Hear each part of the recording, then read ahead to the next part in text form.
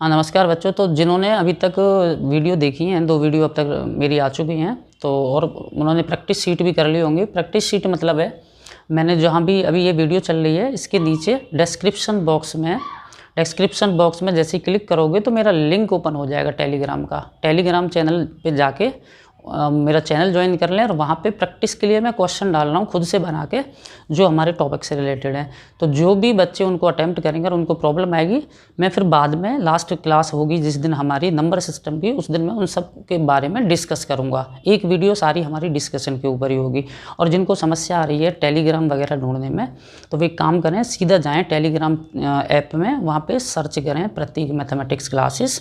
ठीक है, जैसे ही तुम ये लिखोगे प्रतीक मैथमेटिक्स क्लासेस, तो वहाँ पे जो मेरी यही फ़ोटो है जो मेरी यूट्यूब पे लगी हुई है, वो वाली फ़ोटो और मेरा चैनल आपको दिखेगा। और उस चैनल पे जाके क्या करना है, तुम्हें ज्वाइन का बटन दबा देना। ठीक है, तो प्रतीक मैथमेटिक्स क्लासेस जैसे ही लिखोगे, टेलीग्राम में जाके सर्च करोगे, तो ये मेरा चैनल जिस पे मेरी सेम यूट्यूब वाली फ़ोटो लगी हुई है, वो चैनल ओपन हो जाएगा और वहाँ पे जाके तुम्हें ज्वाइन कर देना है। तो वहाँ पे जाके ज्वाइन करने से क्या फ़ायदा होगा कि जो भी मैं पढ़ाऊँगा उससे संबंधित, उससे रिलेटेड जो भी मैं क्वेश्चन डालूँगा, खुद से बना के डालूँगा, वो क्वेश्चन तुम्हें वहाँ पीडीएफ के फॉर्म में मिलते रहेंगे। आप उन्हें अटैम्प्ट करिए, जो हो जाएं वो ठीक है, अगर जो नहीं होते मैं ये सारे ही क्वेश्चन मैं बाद में डिस्कस कराऊंगा एक लास्ट की वीडियो में, जैसे ये चैनल मतलब जैसे ये टॉपिक कंप्लीट होगा। ठीक है, तो जाएं और जाके मेरे उसको खोजें टेलीग्राम में, मेरी या फिर लिंक पे भी क्लिक करके मिल सकता है। ठीक है, और वहाँ पे जाके ज्वाइन कर लें।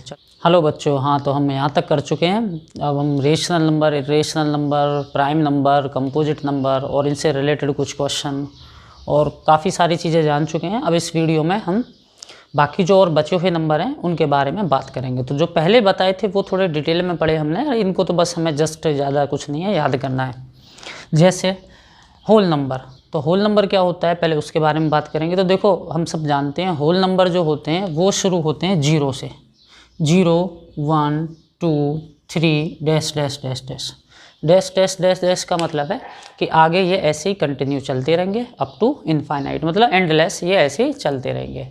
ठीक है, नेचुरल नंबर कहाँ से शुरू होते हैं, 1 से शुरू होते हैं, 1 2 3 डैश डैश डैश, मतलब तो ये हो गए हमारे नेचुरल नंबर। तो नेचुरल नंबर की बोलेंगे तो 1 से शुरू करेंगे। होल नंबर कहाँ से शुरू होते हैं, 0 से शुरू होते हैं। ठीक है, अब इंटीजर्स की बात करते हैं। तो इंटीजर्स जो होते हैं वो क्या होते हैं, 0 के लेफ्ट में, मतलब 1 2 3 -1 -2, तो मतलब इंटीजर्स नेगेटिव में भी होते हैं, पॉजिटिव में भी होते हैं, और 0 भी इंटीजर होता है। ठीक है, तो 0 के लेफ्ट में, 0 के राइट में, ऐसे करके डैश डैश डैश डैश, और इधर भी डैश डैश डैश। ठीक है, तो इधर नेगेटिव इंटीजर होते हैं और उधर सारे पॉजिटिव इंटीजर होते हैं। ठीक है, अब उसके बाद 0 भी इंटीजर है, लेकिन ये ना तो नेगेटिव होती है ना ही ये पॉजिटिव होती है, ये चीज़ याद रखेंगे। ठीक है, वैसे तो पता होगा इंटीजर क्या होते हैं, लेकिन अभी हम जिनको नहीं पता जानेंगे कि 0 भी एक इंटीजर होता है, और लेकिन ये इस पर प्लस या माइनस, कोई पूछे 0 नेगेटिव इंटीजर है या पॉजिटिव, तो हम कहेंगे ना तो नेगेटिव है और ना ही पॉजिटिव है, हाँ इंटीजर जरूर है। अब इवन नंबर हम जानते हैं, इवन नंबर वो नंबर होते हैं जो 2 की टेबल वाले होते हैं, 2 4 8 6 10 12, ये सब नंबर जो हैं इवन। और ऑड क्या होते हैं, ऑड वो नंबर होते हैं जो 2 की टेबल वाले नहीं होते, 1 3 5 7 डैश डैश डैश। उसके बाद को प्राइम। अब देखो को प्राइम देख के प्राइम मत समझ लेना। ठीक है, प्राइम तो हमने बहुत लंबा चौड़ा पढ़ा है, हम को प्राइम की बात कर रहे हैं। तो को प्राइम जो होता है, पहली बात तो को प्राइम एक नंबर को हम नहीं कह सकते कि वो को प्राइम है या नहीं है। को प्राइम में हम क्या करते हैं, 2 नंबर लेते हैं हमेशा, ध्यान से सुनेंगे।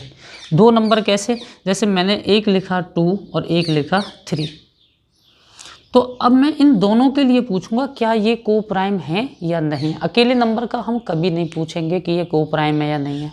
क्यों, अब हम कैसे पता करेंगे, पहले तो ये है, तो को प्राइम नंबर हमारे वो नंबर होते हैं जिनका कॉमन फैक्टर जो होता है वो 1 होता है। अब देखो फैक्टर करने तो सभी जानते ही हैं, 3 के 1 2 के फैक्टर करें तो 2 का फैक्टर होगा 1, एक होगा 2, 3 के फैक्टर किए तो एक फैक्टर होगा 1 और एक फैक्टर होगा 3। दोनों में कॉमन क्या है, 1, दोनों में कॉमन क्या है 1, तो ये कैसे हो गए को प्राइम। चलो और एक एग्जांपल समझते हैं, 8 और 9, ये भी को प्राइम होंगे। कैसे, 8 के फैक्टर करके देखते हैं, 8 के फैक्टर होंगे 1 2 4 8 और 9 के फैक्टर क्या होंगे 1 3 9। तो इन दोनों नंबर में भी कॉमन फैक्टर क्या है 1, तो ये भी को प्राइम है। और तीसरा एक और चलो एग्जांपल दें, एक लिखा मैंने 5, एक लिखा मैंने 6, तो जब इनके भी हम फैक्टर करेंगे तो ये भी को प्राइम होंगे। तो देखो अब मैंने ये 3 एग्जांपल क्यों दिए हैं, क्योंकि इसमें कुछ समझने वाली बात है। तो क्या समझने वाली बात है कि देखो को प्राइम होने के लिए नंबर जो होते हैं वो दोनों प्राइम भी हो सकते हैं। देखो 2 और 3 दोनों प्राइम है, तो ये को प्राइम भी हो गए, क्योंकि पर को प्राइम ये दोनों जो इनमें से कोई भी प्राइम नहीं है और इनमें से एक प्राइम है। तो को प्राइम होने का मतलब प्राइम नहीं होता है। को प्राइम होने का मतलब है कि नंबरों का HCF यानी कि हाईएस्ट कॉमन फैक्टर, या ये कह लो सिर्फ कॉमन फैक्टर जो होता है वो 1 होता है। ठीक है, जैसे हम बचपन में फैक्टर निकालते थे, अभी भी निकालते कि फैक्टर निकाल लो जिनमें 1 कॉमन है, दैट आर को प्राइम नंबर्स। ठीक है, तो को प्राइम नंबर के लिए प्राइम होना जरूरी नहीं है, प्राइम भी हो सकते हैं और कंपोजिट भी को प्राइम हो सकते हैं। ठीक है, चलो अगला कॉन्सेप्ट करते हैं अभी, और अब अगला टॉपिक करते हैं हम डिविजिबिलिटी रूल। तो डिविजिबिलिटी रूल क्या होता है? देखो डिविजिबिलिटी रूल का मतलब ये होता है कि मान के चलो कोई नंबर तुम्हारे सामने लिखा हुआ है, अब उस नंबर को हम बिना डिवाइड करे ये पता कर लें कि ये इस नंबर से डिवाइड होगा या नहीं होगा। ठीक है, तो उसका हम कहते हैं कि डिविजिबिलिटी टेस्ट या डिविजिबिलिटी रूल। मतलब कोई नंबर लिखा हुआ है और हम उसको देख के बता दें कि हाँ ये 2 से डिवाइड होगा बिना डिवाइड करे, या 3 से डिवाइड होगा, या 4 से डिवाइड होगा, या किसी भी नंबर से डिवाइड होगा या नहीं होगा। तो जो भी हम रूल लगाते हैं बिना मतलब डिवाइड चेक करने के लिए, एक्चुअल डिवाइड करे बिना, उसी को हम डिविजिबिलिटी रूल कहते हैं। तो सबसे पहले जो डिविजिबिलिटी रूल हम पढ़ते हैं वो 2 का पढ़ते हैं। तो 2 की डिविजिबिलिटी की बात करें तो 2 की डिविजिबिलिटी क्या होती है? अगर कोई नंबर है, जैसे सपोज करो तुम्हारे सामने कोई नंबर लिखा हुआ है, ये मैंने लिख दिया 32024। अब मैं बोलूँ कि बताओ कि ये जो है नंबर 2 से डिविजिबल है या नहीं, मतलब 2 से पूरा डिवाइड होगा नहीं होगा। तो तुम्हें क्या करना है, सिर्फ आखिरी की डिजिट देखनी है, सिर्फ आखिरी की डिजिट देखनी है। और आखिरी की डिजिट पे यदि क्या है इवन नंबर है, इवन नंबर मतलब 2 4 6 8 या फिर 0 भी हो सकती है। ठीक है, तो क्या हो, तो ये जो नंबर है ये 2 से डिवाइड हो जाएगा। ठीक है, क्योंकि इसके आखिरी में क्या है 4 है। तो मतलब क्या होना चाहिए डिविजिबिलिटी ऑफ 2 के लिए कि जो वंस डिजिट है, मैं पूरा डिटेल में नहीं लिखूंगा, बस मैं शॉर्ट में लिख दूं, वंस डिजिट क्या हो, 0 हो, 2 हो, 4 हो, 6 हो और 8 हो, then it is divisible by 2। तो ये 2 से डिवाइड हो जाएगा। जैसे और मैं एग्जांपल लिखूं, मैं लिखूं 1 7 5 2 8, ये भी 2 से डिविजिबल हो जाएगा, मतलब ये 2 से डिवाइड हो जाएगा क्योंकि इसके एक आखिरी में 8 है।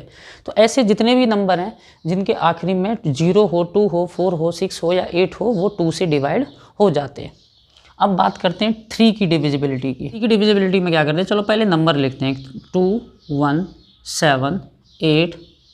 चलो इसकी बात करते हैं। अब मैं कहूँ कि क्या ये नंबर 3 से डिविजिबल है, मतलब 3 से डिवाइड होगा क्या ये? तो इसके लिए हम क्या करेंगे, हम जितने भी ये नंबर के अंदर जितने भी डिजिट हैं इन सबको प्लस करके देखेंगे। तो प्लस करके देखा 2 1 3 3 7 10 10 8 18, तो ये कितना हो गया 18। अब इस सम को जो भी आया इसको देखो, क्या ये 3 से डिवाइड हो रहा है? तो 18 तो 3 से डिवाइड होता है, 3 6 18, तो ये नंबर जो है ये 3 से डिविजिबल होगा। समझे बात को?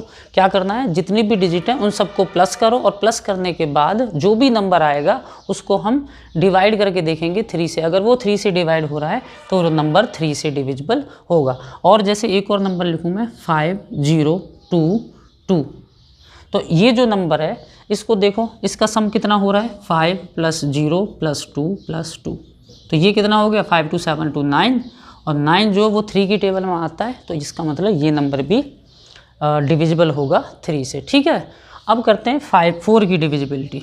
तो 4 की डिविजिबिलिटी के लिए हम क्या करेंगे, हम जैसे कोई नंबर लिख लेते हैं 2 7 2 4।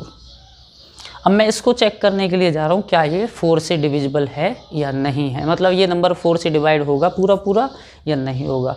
तो उसके लिए मैं क्या करूँगा, मुझे सिर्फ आखिरी की 2 डिजिट देखनी है, बाकी छोड़ देना है, और इसको देख लो क्या ये 4 से डिवाइड हो रहा है। तो देखो 24 है, 24 क्या 4 से डिवाइड होता है? होता है। तो ये जो नंबर होगा ये 4 से भी डिविजिबल होगा। चलो और एग्जांपल देखते हैं 3 5 7 6। तो देखो 7 6 को डिवाइड करके देख लो, डिवाइड हो जाएगा, ये पूरा होता है, ये पूरा कम्प्लीटली डिवाइड, तो ये भी 4 से डिविजिबल है। चलो एक और एग्जांपल लिखते हैं, 5700। अब देखो इसको देखेंगे तो इसमें कितनी जीरो हैं, 2 जीरो हैं। अब 2 जीरो भी है ना अगर आखिरी में, तो वो भी डिवाइड हो जाएगा 4 से, ठीक है, क्योंकि ये 2 जीरो भी 4 से डिवाइड होंगे, आखिरी की जो 2 जीरो हैं, तो ये जो नंबर होगा ये भी 4 से डिविजिबल होगा। अब 5 की डिविजिबिलिटी बहुत आसान है। अगर कोई नंबर है उसकी आखिरी डिजिट जो है वो 5 हो या फिर आखिरी डिजिट जो है वो 0 हो, ठीक है, तो हमें सिर्फ आखिरी डिजिट पे ध्यान देना है। अगर किसी नंबर की आखिरी डिजिट 5 है या फिर किसी नंबर की आखिरी डिजिट 0 है तो वो जो नंबर होगा वो 5 से डिविजिबल होगा, ठीक है। चलो अब 6 की डिविजिबिलिटी की बात करते हैं। तो 6 की डिविजिबिलिटी कैसे पता करते हैं हम, तो पहले एक एग्जांपल लिख दिया। चलो मैंने जैसे इसको चेक करेंगे 4212 कि ये चेक करो कि क्या ये 6 से डिविजिबल है या नहीं है। तो 6 की डिविजिबिलिटी के लिए तुम्हें 2 की और 3 की डिविजिबिलिटी आनी चाहिए। अगर नंबर 2 से डिविजिबल है और 3 से भी डिविजिबल है तो वो 6 से भी डिविजिबल होगा, ठीक है। तो 2 के लिए तो हम जानते हैं कि 2 के लिए तो हम आखिरी की डिजिट देखते हैं कि हाँ ये 2 से तो डिविजिबल है, क्योंकि अगर आखिरी में नंबर के 0 2 4 6 8 है तो वो 2 से डिविजिबल है या 0 है। और 3 के लिए क्या करते हैं, इनको प्लस करके देखते हैं, तो ये 2 से तो डिविजिबल हो गया। और 3 से भी देखो, 4 2 1 2 को प्लस करके देख लो कितना हो रहा है, 4 2 6 1 7 2 9, तो ये 3 से भी डिविजिबल हो रहा है, क्योंकि 3 के लिए अभी हमने पढ़ा कि सभी का सम 3 से डिविजिबल होना चाहिए। तो इसका मतलब ये 2 और 3 दोनों से डिविजिबल है, तो ये नंबर जो है 6 से भी डिविजिबल होगा। अब अगली बात करते हैं 7 की डिविजिबिलिटी की। अब जैसे 7 की डिविजिबिलिटी जो होती है, अब मैं बताता हूँ, वैसे इतनी इसका ज़्यादा यूज़ नहीं है लेकिन फिर भी समझ लेते हैं। जैसे ये नंबर है 343, मैं इसका देखता हूँ कि क्या ये नंबर 7 से डिविजिबल है या नहीं है। तो हम क्या करते हैं, जो वंस प्लेस की डिजिट है, वंस प्लेस की जो डिजिट है क्या है, जैसे इसमें 3, उसका कर दो डबल का मतलब उसको कर दो 2 से मल्टीप्लाई, तो वो कितनी हो गई 6। अब क्या करो, अब ये जो डबल करने के बाद नंबर आया, इसको जो इधर नंबर बचा हुआ है, देखो इसका तो हमने कर दिया डबल 3 का, अब इसका डबल करके लिख दिया 6। अब ये 6 जो इधर बाकी का नंबर है, बाकी का कितना है इधर 34, इसको 34 में से माइनस कर दो तो कितना बचेगा 28। अब इस 28 को देखो क्या ये 7 से डिवाइड होता है, तो देखा होता है, ये तो 7 की टेबल में आता है, तो इसका मतलब ये नंबर भी 7 से डिविजिबल होता है, ठीक है। अब 8 की डिविजिबिलिटी की बात करते हैं। तो 8 की डिविजिबिलिटी की बात करें तो हम क्या करेंगे, हम कोई नंबर देखेंगे और हम उसमें क्या करेंगे, उसकी हम आखिरी की 3 डिजिट ले लेंगे। जैसे 4 की डिविजिबिलिटी में आखिरी की 2 डिजिट चेक करते हैं, इसमें क्या करेंगे, आखिरी की 3 डिजिट ले लेंगे और आखिरी की तीनों डिजिट को डिवाइड करके देखेंगे 8 से। अगर वो हो गई तीनों डिजिट आखिरी की डिवाइड 8 से, तो वो नंबर जो होगा वो 8 से डिविजिबल होगा। जैसे ये एग्जांपल लिया मैंने, ये तीनों को जब हम डिवाइड करेंगे तो ये डिवाइड हो जाएगा, तो ये नंबर 8 से डिविजिबल हो जाएगा। और 9 की डिविजिबिलिटी के लिए हमें क्या करना है, हमें 9 की डिविजिबिलिटी के लिए हमें क्या करना है, जैसे 3 के लिए चेक करते हैं, 3 के लिए क्या करते थे, सभी को प्लस कर लो, और 9 के लिए भी हम क्या करते हैं, सभी को प्लस कर लेंगे। तो सभी को प्लस करके देखो क्या नंबर बनता है, जैसे 3 6 9 3 12 4 16 3 19, तो कितना बन गया 3 6 9 9 3 12 12 4 16 16 3 19। देखो 19 बन रहा है, 19 9 की टेबल में आता है, नहीं आता, तो ये डिविजिबल नहीं होगा। तो चलो मैं यहाँ पे 2 कर देता हूँ, अब कोई बात नहीं है, अब हो जाएगा 3 6 9 9 3 12 12 4 16 16 2 18। अब ये 18 हो गया। अब देखो ये क्या 9 से डिवाइड हो रहा है, तो इसका मतलब अब ये नंबर जो है 9 से भी डिविजिबल होगा। 10 की डिविजिबिलिटी की और बात कर लें। देखो 10 की डिविजिबिलिटी क्या होती है कि कोई नंबर अगर 10 से डिविजिबल है तो ये ज़रूरी है कि उसकी आखिरी डिजिट 0 होगी। अगर आखिरी में 0 है तब तो वो 10 से डिविजिबल होगा, अदरवाइज नहीं होगा। तो बहुत सिंपल होती है 10 की डिविजिबिलिटी, लास्ट की डिजिट 0 तो 10 से डिविजिबल, अदरवाइज नहीं है। अब 11 की बहुत इंपॉर्टेंट होती है डिविजिबिलिटी। मैंने 2 एग्जाम्पल के थ्रू समझाया कि 11 की डिविजिबिलिटी हम कैसे चेक करते हैं। तो 11 की डिविजिबिलिटी चेक करने के लिए हम क्या करते हैं कि कोई नंबर लिखा हुआ है तो उसमें क्या करो, तुम एक डिजिट को लो, एक को छोड़ दो। मैं मतलब ऐसे कर देता हूँ, मैं यहाँ पे टिक लगाई देता हूँ, यहाँ पे क्रॉस, यहाँ पे टिक, यहाँ पे क्रॉस, एक पे टिक, एक पे क्रॉस, एक पे टिक, समझ रहे हो, मतलब एक पे टिक, एक पे क्रॉस, ऑल्टरनेट मैंने डिजिट को टिक क्रॉस कर दिया। अब देखो जिन पे मैंने टिक लगा दिया उनको मैंने ऐड किया, 8 प्लस 2 प्लस 3 प्लस 4, और इनको ऐड करने पे मुझे कितना मिला 8 2 10 3 13 4 17। अब जिन पे मैंने क्रॉस लगाया था 1 1 2 3 लिख देता हूँ, 1 प्लस 2 प्लस 3, तो ये कितना आ गया, ये आ गया 6। अब इन दोनों को माइनस करो, माइनस करने पे कितना आएगा 11। अगर माइनस करने पे 11 आए या माइनस करने पे 0 आए या माइनस करने पे 11 का मल्टीपल आए, मल्टीपल मतलब 22 33, वैसे इतना आता नहीं है, 11 तक ही काम हो जाता है, तो क्या होगा, नंबर 11 से डिविजिबल होगा। जैसे एक और एग्जांपल, ये टिक किया cross, tick cross, tick cross और टिक, तो जिन पे मैंने टिक लगाई है, मतलब ये पहले पे टिक दूसरे पे क्रॉस, 5 3 8 8 5 और 2, इनको प्लस किया, 5 3 8 8 5 13 13 2 15। अब जिन पे क्रॉस लगाया 7 2 6, 7 2 9 और 9 और 6 15। अब इनको माइनस करने पे कितना आया 0, तो मैंने अभी अभी बोला कि माइनस करने पे 0 आए, 11 आए या 11 का मल्टीपल भी आ सकता है, तो ये जो नंबर है ये 11 से डिविजिबल होते हैं।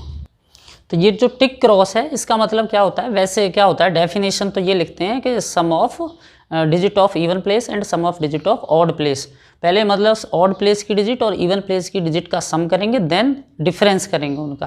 तो ठीक है, वो सही है, वो सब समझ लेंगे, लेकिन सीधी सी बात है, हमें पहली तीसरी पाँचवीं सातवीं नवीं ऐसे करके डिजिट लेनी है, फिर दूसरी चौथी छठवीं, मतलब पहले ऑड प्लेस की डिजिट लेनी है, ऑड मतलब 1 3 5 7, और फिर इवन प्लेस की डिजिट लेनी है, यानी कि सेकंड फोर्थ ऐसे करके उनको प्लस करना है, और फिर उनका डिफरेंस करना है, मतलब माइनस करेंगे जो सम करने के बाद आएगा, जैसे कि मैंने एग्जांपल में बताया।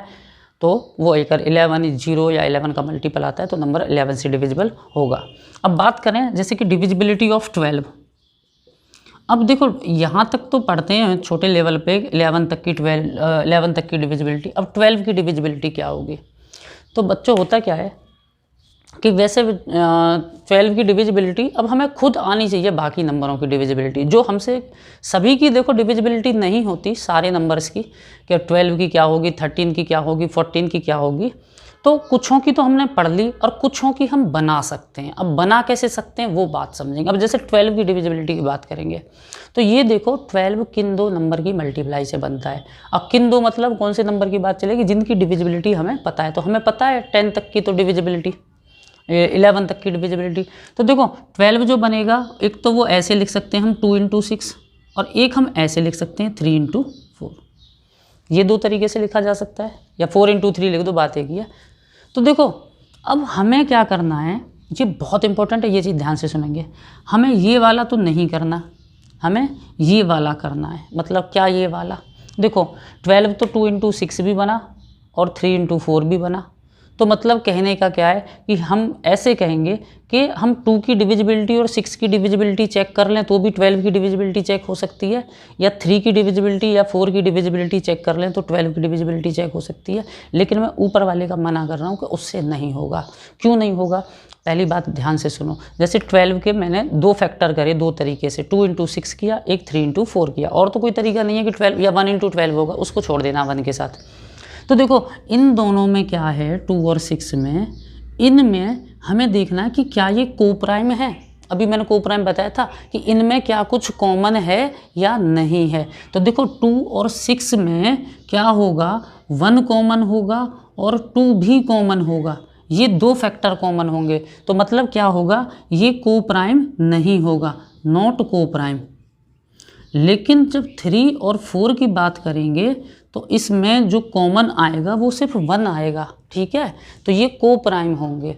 तो हमें किसी नंबर की डिविजिबिलिटी चेक करनी है तो हम क्या करते हैं, उसके कोप्राइम फैक्टर लेते हैं, जैसे 3 × 4, समझ रहे हो। और 1-2 एग्जांपल बताऊंगा। तो इससे क्या होगा, अगर ये नंबर 3 से डिविजिबल हो, कोई नंबर 3 से डिविजिबल हो और 4 से भी डिविजिबल हो, तो वो जो नंबर होगा वो किससे, 12 से भी डिविजिबल होगा। जैसे एक एग्जांपल कर लेते हैं, जैसे सपोज किया मैंने लिखा 120, सिंपल सा एग्जांपल। वैसे तुम्हें पता है ये 12 से डिविजिबल है, लेकिन मैं क्या कह रहा हूँ, 3 से भी डिविजिबल हो और 4 से भी डिविजिबल हो। तो देखो आखिरी की 2 डिजिट डिवाइड हो रही हैं 4 से, तो इसलिए ये 4 से डिविजिबल है, और इनका सम जो हो रहा है वो भी डिविजिबल है। देखो 1 + 2 3, तो इसलिए ये 3 से भी डिविजिबल है, तो जो नंबर 3 और 4 से डिविजिबल होगा वो जो 12 से भी डिविजिबल होगा। अब बात करें 13 की डिविजिबिलिटी की, तो 13 की कोई डिविजिबिलिटी याद नहीं करनी है। 13 के लिए तुम्हें टेबल आनी चाहिए। कभी पूछे कि नंबर 13 से डिवाइड हो रहा है तो या नहीं हो रहा तो डिवाइड कर लो, टेबल याद होनी चाहिए। ऐसे ही 14 की, 15 की, 6। अब क्या है कि मानो और तुमसे किसी नंबर की डिविजिबिलिटी पूछी जाती है किसी एग्जाम में, ठीक है, बाकी कोई डिविजिबिलिटी तो हम याद नहीं करेंगे, जो हमें याद है उन्हीं से ही। लेकिन जैसे मैंने अभी 12 का बताया, जैसे मानो तुमसे पूछ लिया जाए कि कोई नंबर दिया हुआ है और बोल दिया जाए कि चेक करो कि ये 72 से डिविजिबल है या नहीं है, तो क्या करना पड़ेगा, मैंने अभी बताया। तो 72 के लिए तुम क्या कर सकते हो, 72 एक तो ऐसे लिख सकते हो 12 × 6 से 72 होता है, और एक लिख सकते हो तुम 9 × 8 72 हो सकता है। तो देखो हमें इस वाले को हटा देना है। क्यों?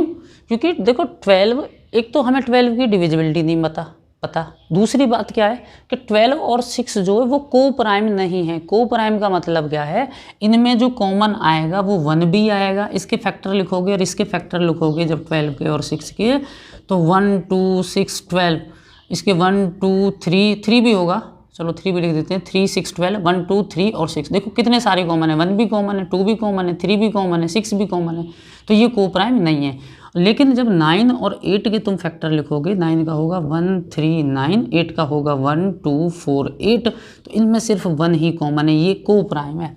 तो ये बात समझ गए होगे को प्राइम क्या है, वैसे मैंने पहले बता चुका हूँ। तो जो नंबर 72, मतलब कोई नंबर पूछा जाएगा क्या वो 72 से डिविजिबल है, तो हमें क्या करना पड़ेगा, उसको ये देखना पड़ेगा क्या वो 9 से भी डिविजिबल हो और वो 8 से भी डिविजिबल हो। और 9 8 का हमें पता है, हम अभी भी जान चुके हैं कि 9 और 8 से कोई नंबर डिविजिबल होता है, तो हम उसको कैसे चेक करते हैं। तो ऐसे कोई भी अगर क्वेश्चन बोला जाएगा तो वो ज़रूर, मतलब तुम्हें ऐसे करके वो किसी ना किसी का फैक्टर बनना होगा, उसके ऐसे फैक्टर होंगे जिनकी डिविजिबिलिटी हम पहले से जानते हैं।